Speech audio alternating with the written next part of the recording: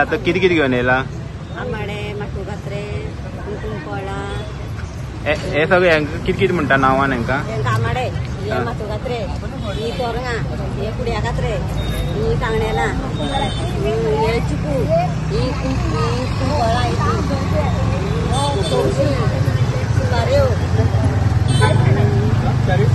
आंबाडे. हे सगळे माटोळे बांधपा उपयोग जाता? माटोळे बांधपाची. ओके. हे वर्सा बरें हा मार्केट तुमकां गिरायक जाता? लोक घेता येवन?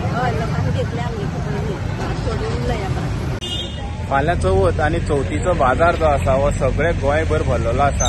तशेंच कुडचड्यार तुमी पळोवंक शकता जे माटोळेचे सामान आसा ते वेगवेगळे जे सांग्यार जावं कुडचड्यार जे भागातले लोक आसा ते विकपाक घेवन येयल्ले आसा आनी प्रत्येक फुटपाथाचेर या जावं जे मार्केट आसा थंय तुमकां माटोळेचे सामान पळोवपाक मेळटले.